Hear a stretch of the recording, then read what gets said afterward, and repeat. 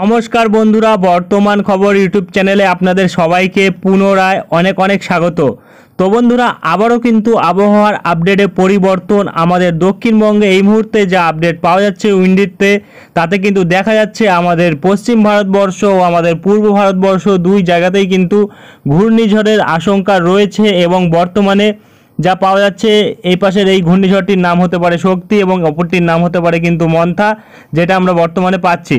তবে ক্রমশ কিন্তু যা আপডেট পাওয়া যাচ্ছে দেখা যাচ্ছে আমাদের দক্ষিণবঙ্গের ওপর বৃষ্টির পরিমাণ বেড়েছে এবং এই ঘূর্ণিঝড় সোজাসুজি কোন দিকে আঘাত আনতে পারে এবং কতটা ক্ষয়ক্ষতির আশঙ্কা থাকছে, আমাদের দক্ষিণবঙ্গে আগামী কিছুদিন আবহাওয়ার পরিস্থিতি কী থাকছে, আমাদের ভারতীয় মৌসুম ভবন কী বলছে, আমাদের আলিপুর আবহাওয়া দপ্তর কী বলছে তা কিন্তু দেখাবো।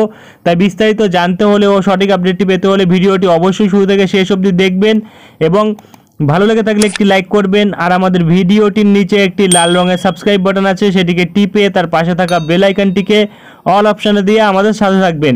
এবং আপনারা বর্তমানে ভিডিওটি কোন জেলা বা জায়গা থেকে দেখছেন, সেখানকার আবহাওয়ার পরিস্থিতি কেমন আছে তা কিন্তু অবশ্যই কমেন্ট বক্সে কমেন্ট করে জানাতে ভুলবেন না। তো চলুন বন্ধুরা, আমরা ভিডিওটিকে শুরু করব।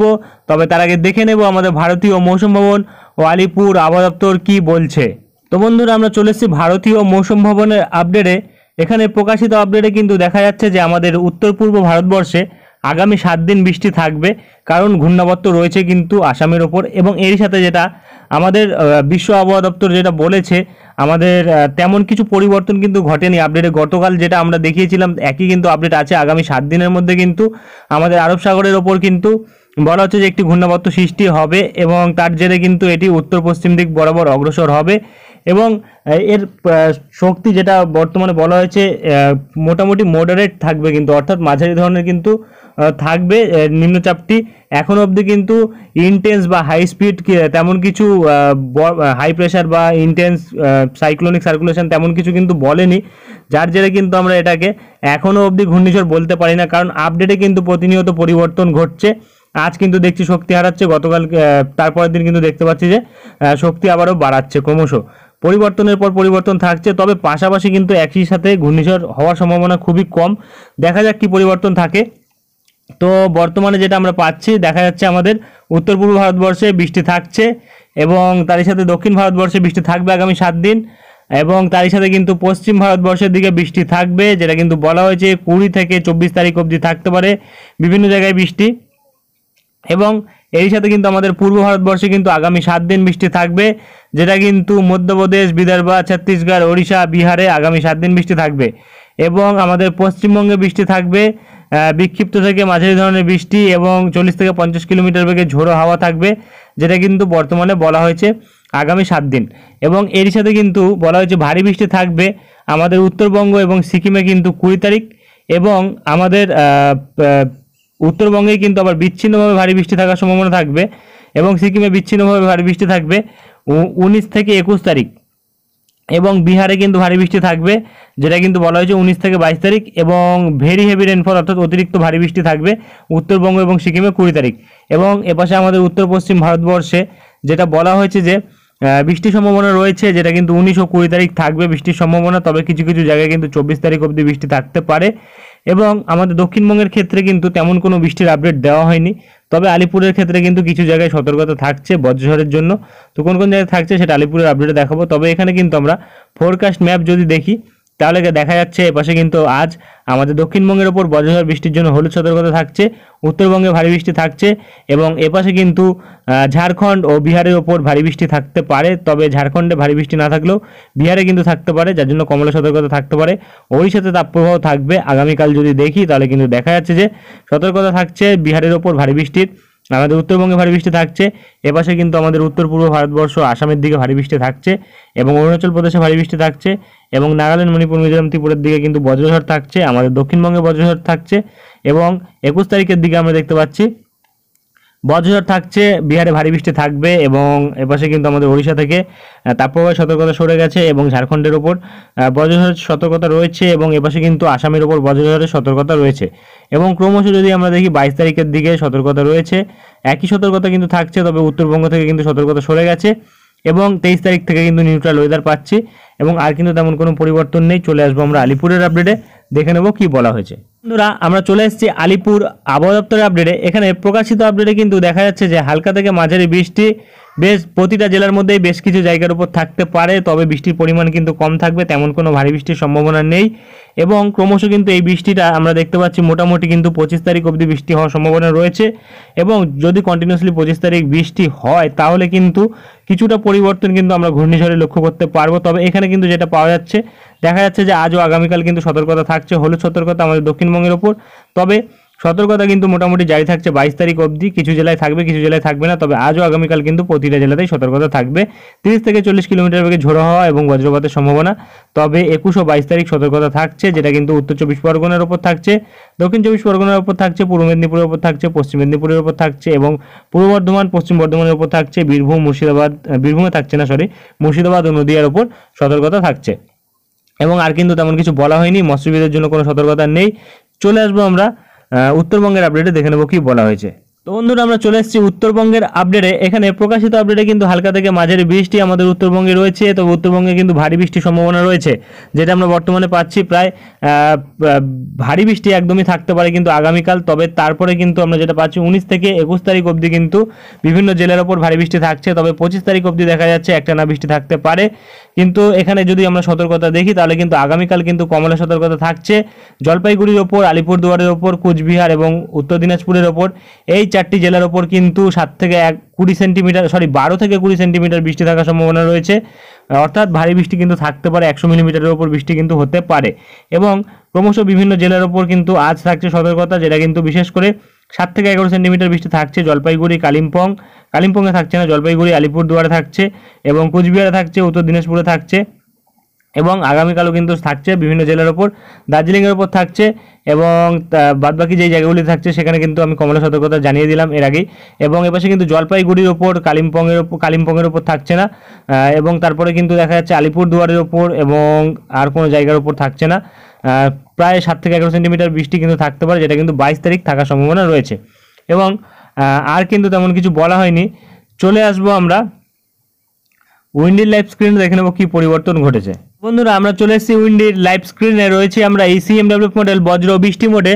তো যেটা আমরা পাচ্ছি, দেখা যাচ্ছে যে এই মুহূর্তে আমাদের দক্ষিণবঙ্গে আজ দুপুরবেলার দিকে কিন্তু বজ্রঝড় বৃষ্টি থাকতে পারে, যেটা কিন্তু বিশেষ করে মুর্শিদাবাদের ওপর থাকতে পারে, ভারী পরিমাণে মালদার ওপর থাকতে পারে।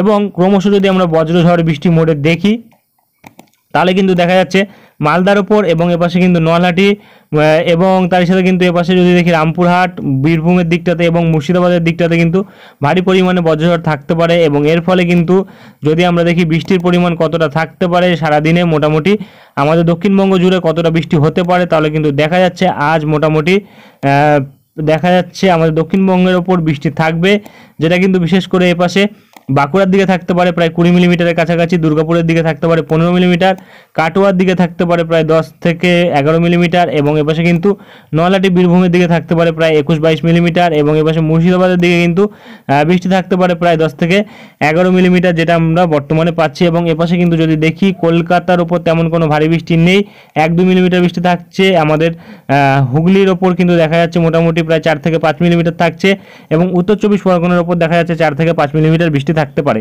অর্থাৎ তেমন কোনো ভারী বৃষ্টি নেই। এবং এপাশে আমাদের বাংলাদেশের ওপর বৃষ্টি থাকছে বিভিন্ন জায়গাতে, বাংলাদেশের রংপুর সাইডে কিন্তু ভারী বৃষ্টি হবে প্রায় 50 মিলিমিটারের ওপর এবং এপাশে কিন্তু আলিপুরদুয়ার, কোচবিহারের দিকে বৃষ্টি হবে প্রায় 24 থেকে 25 মিলিমিটারের ওপর।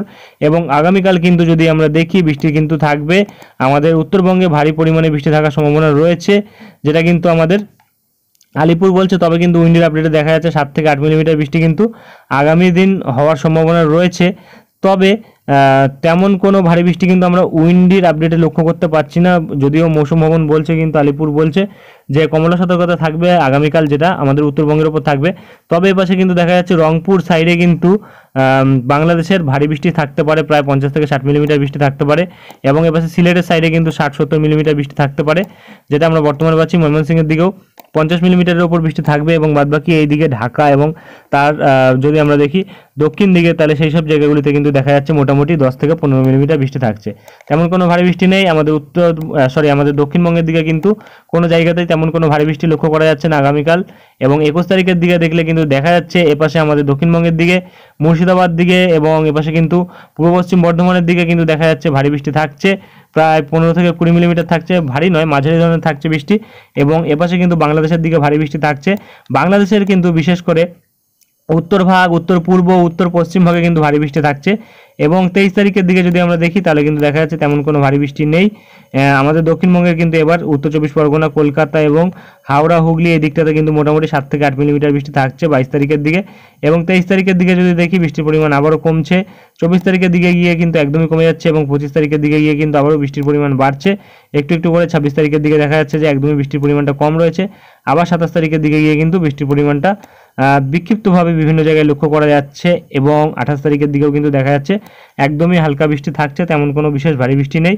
এবং তারপরে যদি আমরা 29 তারিখের দিকে দেখি আস্তে আস্তে কিন্তু বৃষ্টির পরিমাণ বাড়ছে, যেটা বর্তমানে পাওয়া যাচ্ছে। এবং 29 তারিখের পর থেকে যদি আমরা পরের দুদিন দেখি তাহলে কিন্তু দেখা যাচ্ছে এপাশে কিন্তু মেদিনীপুর সাইডে এবং দক্ষিণ চব্বিশ পরগনার দিকে কিন্তু মোটামুটি প্রায় 100 মিলিমিটারের উপর বৃষ্টি থাকছে। এবং পরের 4 দিনে যদি দেখি তাহলে কিন্তু দেখা যাচ্ছে এপাশে কিন্তু আমাদের মেদিনীপুর সাইডে কিন্তু প্রায় 300 মিলিমিটারের উপর বৃষ্টি থাকছে। নামখানা, ফ্রেজারগঞ্জ এই সাইডে কিন্তু বৃষ্টি থাকছে প্রায় 320 মিলিমিটার। কন্টাই, দীঘার দিকে থাকছে বৃষ্টি মোটামুটি 320 মিলিমিটার। এবং এপাশে কিন্তু তমলুক, বালিচক, কোলাঘাট, খড়গপুর এইসব জায়গাগুলিতে কিন্তু 250 মিলিমিটারের উপর বৃষ্টি থাকছে। এবং ঝাড়গ্রামের দিকে কিন্তু 300 মিলিমিটারের কাছাকাছি বৃষ্টি থাকছে। এবং এপাশে কিন্তু খাতড়ার দিকে 300 মিলিমিটারের উপর বৃষ্টি থাকছে। এবং এপাশে কিন্তু চন্দননগর, খড়দহ এবং ব্যারাকপুর, পানিহাটি এইসব জায়গাগুলিতে কিন্তু মোটামুটি দেখা যাচ্ছে প্রায় 140 থেকে 150 মিলিমিটার বৃষ্টি থাকছে। এবং এপাশে কিন্তু যদি আমরা দেখি উত্তর চব্বিশ পরগনার হাবড়া এবং বনগাঁ, নগরুখরা এই জায়গাগুলিতে কিন্তু মোটামুটি 80 থেকে 100 মিলিমিটার বৃষ্টি থাকতে পারে। অর্থাৎ এই বৃষ্টিটা মেন থাকার কারণ হচ্ছে কিন্তু আমাদের বঙ্গোপসাগরের উপর সৃষ্টি হওয়ার সম্ভাবনা রয়েছে কিন্তু একটি ঘূর্ণিঝড়ের, যেটা কিন্তু আমরা বর্তমানে পাচ্ছি।